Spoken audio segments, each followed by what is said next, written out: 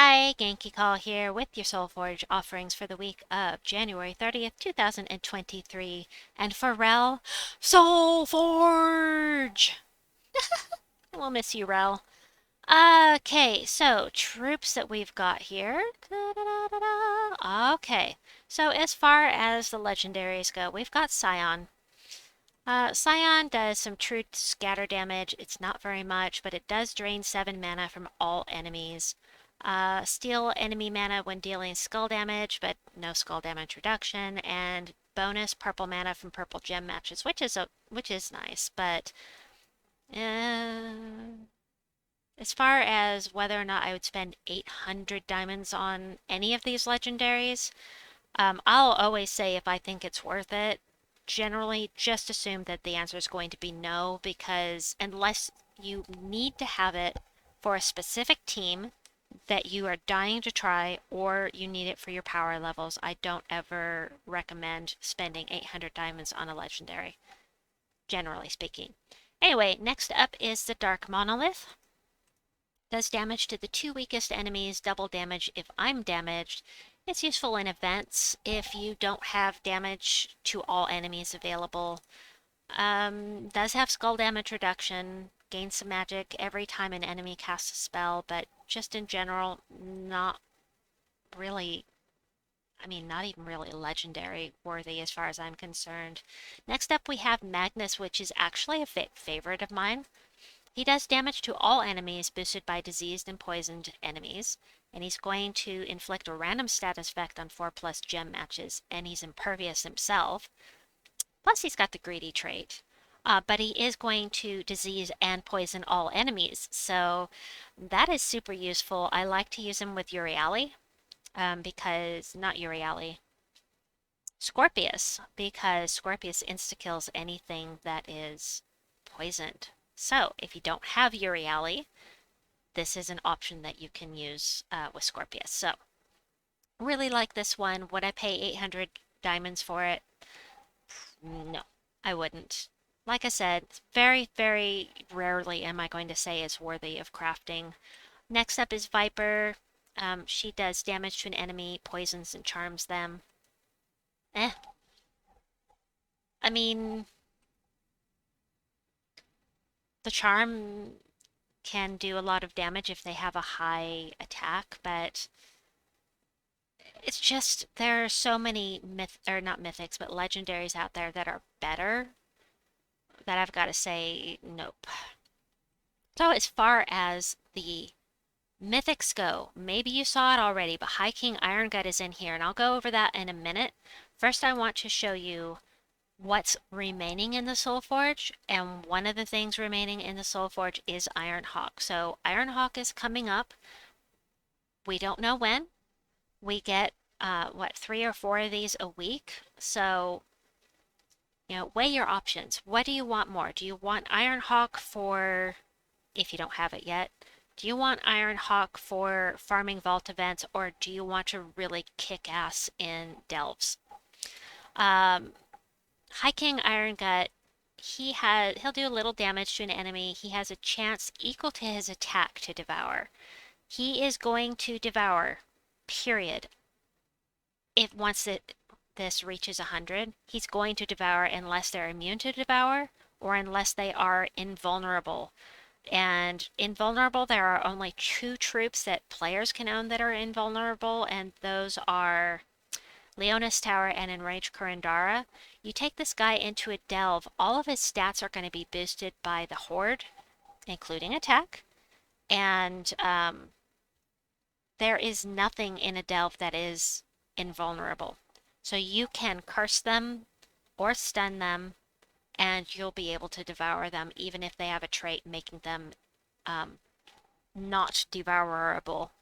And there are ways to raise this. I will add 2 video links at the end of this video. Look at the last 15 seconds of the video for that.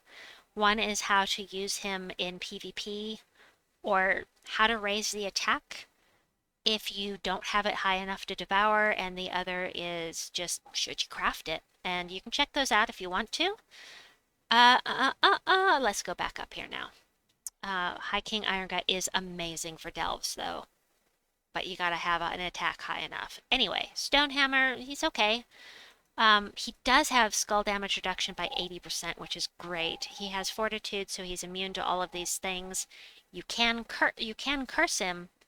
Once you curse him, he's no longer immune to stun. So, I mean, you can get around this, but you do have to curse before you can stun. But he will stun and burn all enemies, create a mix of 22 red and brown gems, and gain life. He has a 22 mana cost, so putting him at the front of the team is interesting, but that skull damage reduction's pretty nice. Infernus is, he's dropped off on the meta, but he does do splash damage to 2 random enemies, explodes 5 random gems. Most importantly, he burns all enemies on 4+ gem matches, making him fantastic to run with a team that has Fireblade, a class that has Fireblade, which gives you triple skull damage to burning enemies. Very nice, but there are also troops that do double and triple skull damage to burning enemies. So, and he gives you a little mana gen. He also summons a firestorm when an enemy dies. So he's a good troop. Um, but is it worth it to you to craft this guy? That's personal preference. This guy's from Broken Spire, so if you need him for your power level there, that is also something to consider. Next up, we've got Scroll Reborn. No, Flaming Oni. Flaming Oni. He will convert 2 red gems to burning gems at the start of every turn. He'll start the battle with a firestorm. Maybe. It just depends. Because the enemy team is going to, if they have a storm that starts with their team, that takes precedence over yours. But Firestorm, Burning Gems, summon 3 random goblins, and explode a bunch of green gems and get an extra turn. He's a good troop. He is. He's a good troop. I just never use him because I have a different play style. But I just noticed my little Oni. That's fantastic. That's great. I love that. Okay, so let me just make sure. We've got Flaming Oni, High King Iron Gut, Stone Hammer, and wait, it feels like there should be another one. What am I missing? Stone Hammer, Infernus, High King Iron Gut, and Flaming Oni. Okay, yes, there are 4 there. Now, as far as weapons go, there is something very significant here. There is a must-have weapon. That is down here. Here it is. Oh, this is considered to be the best doomed weapon in the game. This is the Doomed Glaive. This does damage to all enemies, converts brown gems to doomed skulls, making it fantastic to run with Queen Beatrix, by the way. And if the enemy has a doom, create 5 more, blah, blah, blah, blah, blah, blah, blah. Yeah, the nice thing about the doomed weapons that create doom skulls is that you don't have to have them tempered up to 10 in order for them to kick the enemy rear end. They just rock all on their own because of the doom skulls. Love all of the doomed weapons that create doom skulls. I recommend getting all of them. And like I said, this one is considered to be the best one in the game. So if you want it, we may not be back in Mogram Woods for a year. We don't know. We never know how that's going to go. So 900 diamonds is the only way that you can get this. So I hope that if you're looking to get this, that you have the diamonds to do it. But let's look at the other weapons in here. So we've got Hope's Crescent. I like this weapon a lot, actually. Hope's Crescent eliminates all armor from the enemy, does damage, and if the enemy's life is greater, deal triple damage. So this can be, I mean, it's kind of gimmicky, but it works on the right team. It just depends on your playstyle. This used to be very effective for me, but I haven't used it in ages.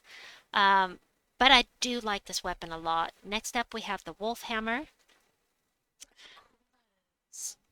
Deal damage to an enemy boosted by Mogram Woods allies. That's an extra 6 damage per Mogram Woods ally. If you're using Warden class, then you will also get +6 for your hero. Then create a mix of 6 blue and green gems for each Mogram Woods ally. Those are good colors for Mogram Woods. That's very prevalent in this kingdom.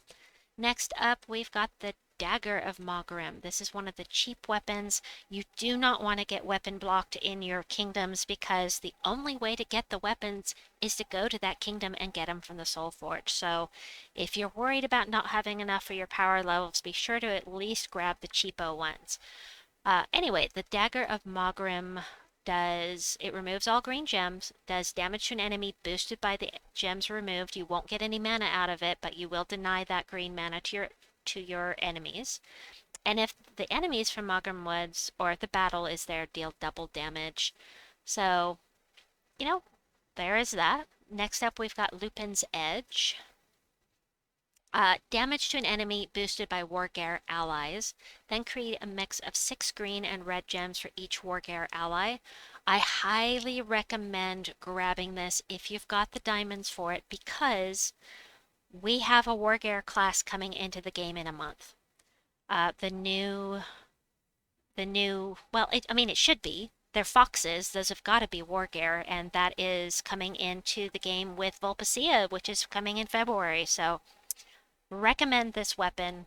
I don't know about the red, we'll see about that, but the green is certainly helpful, and I would love to be able to use this with my triple persistence team right now, but not possible. Well, it's possible, but not to the best of its ability. I just noticed there's a wolf there. Oh, how pretty. All right, Lupin's Edge. This is going to be very, very useful. This will be like the Nimbus Bow for Wargear as soon as that class comes into the game. Next up, we've got the Devil's Bane. Ta-da! Damage to an enemy with a 4% chance to kill them, boosted by demon enemies.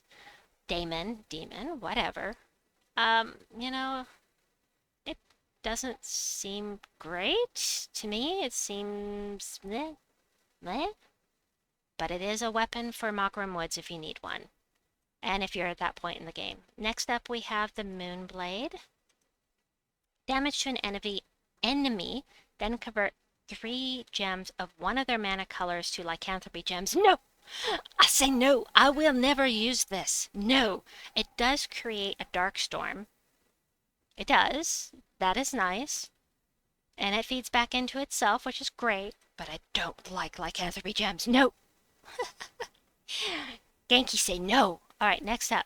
One more of the 75 diamond weapons, and that is deal damage to an enemy if they have a hunter's mark, steal 6 life from them. Wow. If you're low level, this could be very useful because 6 life at low level is, it's helpful. But, I keep saying and that's got to be annoying. I apologize. All right. And, oh, thank you so much, sweetheart. There is one more weapon to mention. Hold on just a second. The last weapon to mention is the faction weapon for tomorrow. We are going to Hell's Gate, and during the faction assault at Hell's Gate, the Hellblade will be available. Now, the Hellblade is only available when we have a faction assault at Hellgate, and it will be in the Soulforge. However, instead of spending your hard-earned diamonds on it, you can get it in the faction assault for your gems by buying up to tier 3 or 4. I can't remember. But it will do magic +2, whatever your magic is. Damage to an enemy boosted by your souls. And then these are the upgrades. Eliminate magic. You gain 4 souls, but is this a must-have weapon? No, but this is a weapon that you can get with your gems. So this is another weapon for Mogram Woods if you need it for your kingdom level. And that is it for this Soulforge video. I hope that you enjoyed it. Please like and subscribe, and we'll see you soon. Bye-bye!